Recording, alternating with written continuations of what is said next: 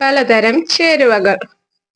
നമ്മൾ അരിയും ഉഴുന്നും മാത്രം എടുത്തിട്ടുള്ളൂ കേട്ടോ. നല്ല സോഫ്റ്റ് ആയിട്ട് നല്ല സ്പഞ്ചി ആയിട്ടുള്ള ഇഡ്ഡലി നമുക്ക് തയ്യാറാക്കാം.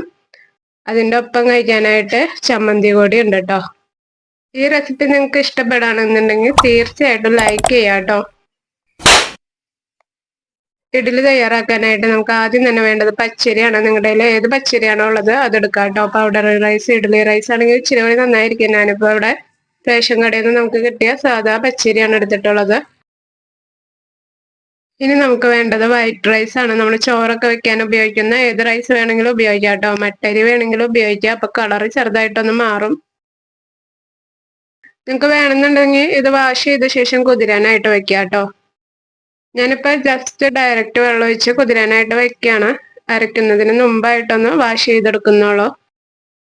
ഇനി ഇതിലേക്ക് നമുക്ക് മെയിനായിട്ട് വേണ്ടത് ഉഴുന്നാട്ടോ. 3/4 കപ്പ് ഉഴുന്ന് എടുത്തിട്ടുണ്ട്. നമ്മളിതിലേക്ക് വേറെ ഈസ്റ്റോ സോഡാപ്പൊടിയോ ഒന്നും ഇടുന്നില്ല. അതുകൊണ്ട് തന്നെ ഉഴുന്ന് 3/4 കപ്പ് തന്നെ എടുക്കാം കേട്ടോ. ഉഴുന്ന് കുതിർത്തിയ വെള്ളമാണ് നമ്മൾ അരയ്ക്കാനായിട്ട് യൂസ് ചെയ്യുന്നത്. അതുകൊണ്ട് തന്നെ ഉഴുന്ന് നന്നായിട്ട് വാഷ് ചെയ്ത് ശേഷം മാത്രം കുതിരാനായിട്ട് വെക്കാം.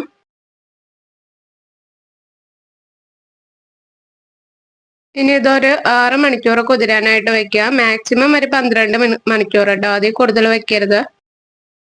ഇപ്പൊ ഞാനിത് കുതിരാനായിട്ട് വെച്ചിട്ട് ഒരു 8 മണിക്കൂർ ആയിട്ടുണ്ട് കേട്ടോ. ഞാൻ ആദ്യം തന്നെ ഉഴുന്നൊന്ന് അരച്ചെടുക്കുകയാണ്. അതിന് മുമ്പായിട്ട് ഉഴുന്ന് കുതിർത്തിയ വെള്ളം മറ്റൊരു ബൗളിലേക്ക് നമ്മൾ മാറ്റി വെക്കാം. ബാറ്ററിലേക്ക് ആവശ്യമായിട്ടുള്ള വെള്ളത്തിന്റെ കംപ്ലീറ്റ് നമ്മൾ എടുക്കുന്നത് ഈ ഒരു വെള്ളം കേട്ടോ. ഉഴുന്ന് ഇങ്ങനെ മിക്സിയുടെ ജാറിലേക്ക് ഇട്ടെടുക്കാം. ആവശ്യത്തിന് വെള്ളം ഒഴിച്ച് അരച്ചെടുക്കണം. വെള്ളം ഒഴിക്കുമ്പോൾ ഉഴുന്നിന്റെ നിരപ്പിന് കുറച്ച് താഴെയായിട്ട് വെള്ളം ഒഴിക്കാം കേട്ടോ. ഉഴുന്ന് കുതിർത്തിയ വെള്ളം തന്നെയാണ് നമ്മൾ എടുക്കുന്നത്. അരയ്ക്കുമ്പോൾ ഉഴുന്ന് വെന്ത് പോവരുത്. നമ്മുടെ മിക്സിയുടെ ജാറിലൊക്കെ അരയ്ക്കുമ്പോൾ പെട്ടെന്ന് ചൂടാവാനും ഉഴുന്ന് വേവാനൊക്കെ സാധ്യതയുണ്ട്. അതുകൊണ്ട് 10 സെക്കൻഡ് അടിക്കുക. എന്നിട്ട് ഓഫ് ചെയ്തിട്ട് കൺസിസ്റ്റൻസി ബാറ്റർ എന്തോരം അരിഞ്ഞിട്ടുണ്ടെന്നൊക്കെ ഒന്ന് മിക്സ് ചെയ്ത് നോക്കുക. മിക്സിയുടെ ജാറ് ചൂടായിട്ടുണ്ടെന്നുണ്ടെങ്കിൽ കുറച്ച് നേരം ഓഫ് ആക്കിയിട്ടിട്ട് പിന്നെ അടിക്കുക. 10 സെക്കൻഡ് വെച്ച് നിർത്തി ഒരു 2-3 പ്രാവശ്യം അടിച്ചപ്പോഴത്തേനും എനിക്ക് ഉഴുന്ന് നല്ല പേസ്റ്റ് ആയിട്ട് അരിഞ്ഞിട്ടിട്ടുണ്ട് കേട്ടോ. ഉഴുന്ന് നന്നായിട്ട് തന്നെ അരച്ചെടുക്കാം കേട്ടോ. അരി നമ്മൾ അരയ്ക്കുമ്പോൾ ഇത്തിരി തരിതരിയായിട്ട് ഇരുന്നാലും കുഴപ്പമില്ല.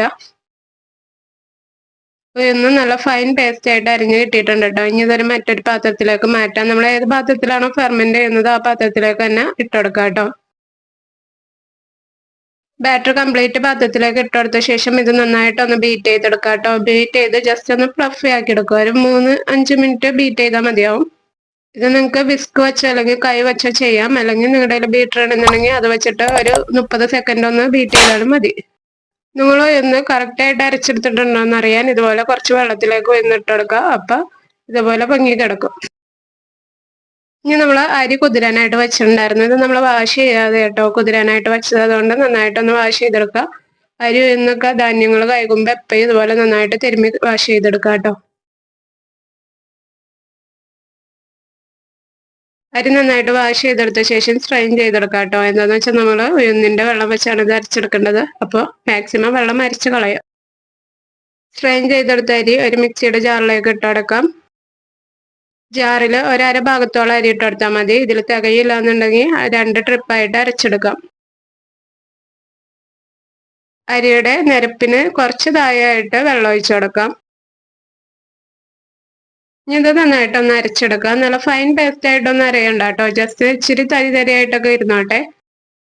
ഈ ഒരു പാകത്തിന് നമുക്ക് അരച്ചെടുത്താൽ മതി. നമ്മൾ ആദ്യം ഒന്ന് അരച്ചെടുത്തപ്പോൾ ഇച്ചിരി വെള്ളം കൂടിപ്പോയായിരുന്നു. അപ്പൊ ഞാൻ ബാക്കി ഉണ്ടായിരുന്ന അരിയും കൂടി അതിലേക്ക് ഇട്ട് കംപ്ലീറ്റ് ഈ ഒരു ബാച്ചിൽ തന്നെ അരച്ചെടുത്തു കേട്ടോ. ഉഴുന്നിന്റെ അത്ര അങ്ങ് ശ്രദ്ധിക്കാനില്ല കേട്ടോ. അരി അരയ്ക്കുമ്പോൾ ഇത്തിരിയൊക്കെ മിക്സി ചൂടായാലും വലിയ പ്രശ്നമില്ല. ഇത്തിരി അധികം നേരിട്ട് അരച്ചെടുത്ത് ചെറിയ തരിതരിയായിട്ട് ആവുന്നത് വരെ ഒന്ന് അരച്ചെടുത്താൽ മതി. പക്ഷെ ഉഴുന്ന് അരയ്ക്കുമ്പോൾ പ്രത്യേകം ശ്രദ്ധിക്കുക. ഉഴുന്ന് പെട്ടെന്ന് മാവ് ചീത്തയാവും. ഇപ്പൊ നമ്മൾ അരച്ചെടുത്ത മാവിൽ വെള്ളം ഇച്ചിരി കുറവുണ്ട്. അപ്പൊ ആവശ്യത്തിന് വെള്ളം കൂടി ഒഴിച്ചെടുത്ത് നന്നായിട്ടൊന്ന് മിക്സ് ചെയ്തെടുക്കുക. അപ്പൊ ഉഴുന്നിന്റെ മാവും പിന്നെ അരി അടിച്ചതും കൂടി നന്നായിട്ട് മിക്സ് ആവണം. അപ്പൊ കൈവച്ച് മിക്സ് ചെയ്തെടുക്കാന്നുണ്ടെങ്കിൽ അത്രയും നല്ലത് കേട്ടോ. അല്ലെങ്കിൽ നിങ്ങൾ വിസ്ക് ഉപയോഗിച്ച് നന്നായിട്ടൊന്ന് മിക്സ് ചെയ്തെടുത്താലും മതി. ബാറ്റർ നമുക്ക് ഈ ഒരു കൺസിസ്റ്റൻസിയിലാണ് കേട്ടോ കിട്ടേണ്ടത്. ഇനി വെള്ളം വേണ്ടി വരാന്നുണ്ടെന്നുണ്ടെങ്കിൽ ഒന്ന് കുതിർത്തിയ വെള്ളം ഇനി ബാക്കി ഇരിപ്പുണ്ടെന്നുണ്ടെങ്കിൽ അത് അതുപോലെ തന്നെ അടിച്ചു വെക്കാം കേട്ടോ. ഇതിന്റെ ഒപ്പം തന്നെ ഫെർമെന്റ് ആയിക്കോട്ടെ. ഫെർമെന്റേഷന് ശേഷം മാവ് കട്ടിയായിട്ടുണ്ടെന്ന് വെള്ളം വേണ്ടി വന്നിട്ടുണ്ടെന്നുണ്ടെങ്കിൽ ആ വെള്ളം തന്നെ എടുക്കുക. ഇപ്പൊ അത് ഇല്ലാന്നുണ്ടെങ്കിൽ പച്ചവെള്ളം ഒഴിച്ചെടുക്കുക, പ്രശ്നമില്ല. ഇതുപോലെ ഒരു വാം ആയിട്ടുള്ള ഒരു ക്ലോത്ത് എന്തെങ്കിലും വെച്ച് ഒന്ന് പൊതിഞ്ഞു വെക്കുകയാണെങ്കിൽ ഫെർമെന്റേഷൻ ഇച്ചിരി കൂടി സഹായിക്കും കേട്ടോ. ഇത്രയും വാട്ടറാണ് എനിക്ക് ബാക്കിയായിട്ടുള്ളത്. ഇത് ഇതുപോലെ തന്നെ ഞാൻ സൂക്ഷിച്ചു വെച്ചിട്ടുണ്ട് കേട്ടോ. രാത്രി കേട്ടോ ഞാൻ ഫെർമെന്റേഷന് വേണ്ടി മാവ് അരച്ചു വെച്ചത്. ഇപ്പൊ രാവിലെ ആയിട്ടുണ്ട്. മാവ് നോക്കുന്നതിന് മുമ്പായിട്ട് നമുക്ക് ആദ്യം തന്നെ ചമ്മന്തി റെഡിയാക്കാം. 3/4 കപ്പ് തേങ്ങയാണ് ഞാൻ എടുത്തിട്ടുള്ളത്. ഇത് സവാള ഇല്ലാതെ 2-3 ഉള്ളി മാത്രം ഇട്ട് വേണമെങ്കിലും നിങ്ങൾക്ക് ചെയ്യാം കേട്ടോ. പിന്നെ തേങ്ങ ലാഭിക്കാനൊക്കെ ആയിട്ട് സവാള കൂടുതലായിട്ട് ഇടാം. ഇപ്പൊ സവാള ഒരു വലിയ സവാള അങ്ങനെ തന്നെ ഇട്ടാലും പ്രശ്നമില്ല, ചമ്മന്തി അധികം കിട്ടും. പിന്നെ 3 പച്ചമുളക്, ഒരു 1/2 ഇഞ്ച് ഇഞ്ചി എടുത്തിട്ടുണ്ട്. പിന്നെ ഉപ്പ് 3/4 ടീസ്പൂണോളം ഇട്ടെടുത്തിട്ടുണ്ട്. കുറച്ച് വെള്ളം കൂടി ഒഴിച്ച് നന്നായിട്ടൊന്ന് അരച്ചെടുക്കാം. ഇതിലേക്ക് നല്ല പുളിയുള്ള തൈര് 2 ടേബിൾ സ്പൂണും കൂടി ഇട്ട് ഒന്നും കൂടി ഒന്ന് അരച്ചെടുക്കാം കേട്ടോ. തൈരിന് പകരം നിങ്ങൾക്ക് വേണമെങ്കിൽ വാളംപുളി ഉപയോഗിക്കാം കേട്ടോ. വാളംപുളിക്കാണ് എനിക്ക് കൂടുതൽ ടേസ്റ്റ് തോന്നണേ. പക്ഷെ തൈര് ഇടാന്നുണ്ടെന്നുണ്ടെങ്കിൽ അതിന്റെ കളർ മാറില്ല, വൈറ്റ് ആയിട്ട് തന്നെ കിട്ടും. തേങ്ങ അരച്ചെടുത്ത ശേഷം ഒരു പാൻ അടുപ്പത്ത് വെക്കുക. ചൂടായ ശേഷം 2 ടേബിൾ സ്പൂൺ ഓയിൽ ഒഴിച്ചെടുക്കുക. വെളിച്ചെണ്ണ തന്നെ ഒഴിക്കാം കേട്ടോ. അതിലേക്ക് 1/2 ടീസ്പൂണിന് താഴെയായിട്ട് കടുക് ഇട്ടെടുത്തിട്ടുണ്ട്. പിന്നെ 2 ഇതള് വേപ്പില, പിന്നെ 4 വറ്റൽമുളകും കൂടി ഇട്ടെടുത്തിട്ടുണ്ട് കേട്ടോ. ഈ വറ്റൽമുളക് നമ്മൾ ഇഡ്ഡലി ചമ്മന്തി കൂട്ടി കഴിക്കുമ്പോൾ ഈ വറ്റൽമുളകും കൂടി ചാലിച്ച് കഴിക്കുകയാണെന്നുണ്ടെങ്കിൽ നല്ല ടേസ്റ്റ് ആണ്, എനിക്കിഷ്ടമാണ്. നിങ്ങളൊന്ന് ട്രൈ ചെയ്ത് നോക്കാം. 1 മിനിറ്റ് നന്നായിട്ടൊന്ന് മിക്സ് ചെയ്തെടുത്ത ശേഷം നമ്മുടെ അരച്ചു വെച്ച തേങ്ങ അരച്ചതും കൂടി അങ്ങ് ഇട്ടെടുത്ത് നന്നായിട്ടൊന്ന് മിക്സ് ചെയ്തെടുത്തു കഴിഞ്ഞാൽ നമ്മുടെ ചമ്മന്തി ഇവിടെ റെഡി ആയിട്ടുണ്ട്. ജസ്റ്റ് നന്നായിട്ടൊന്ന് തിളച്ച ശേഷം ഫ്ലെയിം ഓഫ് ചെയ്യാം കേട്ടോ.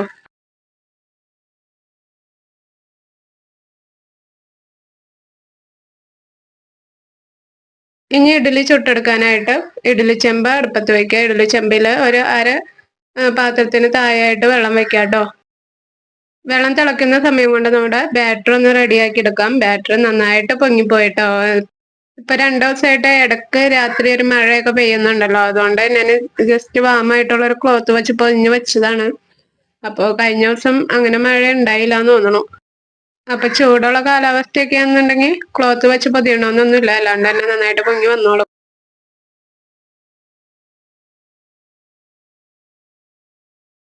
ബാറ്ററി നന്നായിട്ടൊന്ന് മിക്സ് ചെയ്ത് കൊടുക്കുക. ഇതിലേക്ക് 1.5 ടീസ്പൂൺ ഉപ്പിട്ട് കൊടുക്കുക കേട്ടോ.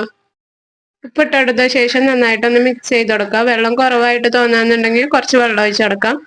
ഫെർമെന്റ് ചെയ്ത വെള്ളം ബാക്കി ഇരിപ്പുണ്ടെന്നുണ്ടെന്നുണ്ടെങ്കിൽ അത് തന്നെ ഒഴിച്ചെടുക്കാം കേട്ടോ, അല്ലെങ്കിൽ പച്ചവെള്ളം ഒഴിച്ചെടുക്കാം. നമ്മുടെ ബാറ്റർ നല്ല സ്മൂത്ത് അല്ല കേട്ടോ, ഒത്തിരി ബലമാണ്. അപ്പൊ നമ്മള് ഫെർമെന്റ് ചെയ്ത വെള്ളം അവിടെ കുറച്ച് ബാക്കി ഇരിപ്പുണ്ടായിരുന്നു, അതും കൂടി ഞാൻ ഇതിലേക്ക് ഒഴിച്ചെടുത്തിട്ടുണ്ട്. അപ്പൊ എനിക്ക് ടോട്ടല് ഈ കംപ്ലീറ്റ് ബാറ്റർ റെഡിയാക്കാനായിട്ട് 2 കപ്പ് വെള്ളം കേട്ടോ വേണ്ടി വന്നിട്ടുള്ളത്. ഈ സമയം കൊണ്ട് നമ്മുടെ വെള്ളം നന്നായിട്ട് തിളച്ചിട്ടുണ്ട് കേട്ടോ. അപ്പൊ ഇഡ്ഡലി റെഡിയാക്കുന്നതിന് മുമ്പ് ഇഡ്ഡലിയുടെ തട്ടില് 2ലും നന്നായിട്ട് ഓയിൽ തേച്ച് കൊടുക്കുക കേട്ടോ. ആദ്യത്തെ ഒരു ബാച്ചിൽ മാത്രം ഇതുപോലെ ഓയിൽ തേച്ച് കൊടുത്താൽ മതി കേട്ടോ. ഇനിയുള്ള ബാച്ചിലൊക്കെ തന്നെത്താനെ വിട്ട് പോന്നോളും.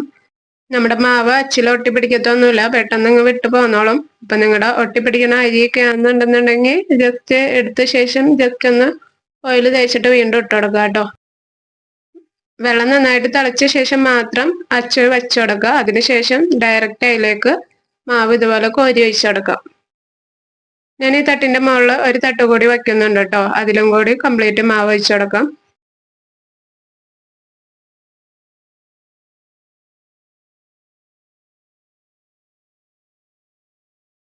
ഈ സമയത്ത് ഹൈ ഫ്ലെയിമിൽ തന്നെ വെക്കുക കേട്ടോ. കംപ്ലീറ്റ് മാവ് ഒഴിച്ചെടുത്ത് അടച്ചു വെച്ച ശേഷം ഹൈ ഫ്ലെയിമിൽ 5 മിനിറ്റ് ഇരിക്കട്ടെ. അതിനുശേഷം മീഡിയം ഫ്ലെയിമിൽ 10 മിനിറ്റും കൂടി കുക്ക് ചെയ്യുക. ടോട്ടൽ 15 മിനിറ്റ് വേണ്ടി വരും കേട്ടോ അത് വേവാനായിട്ട്.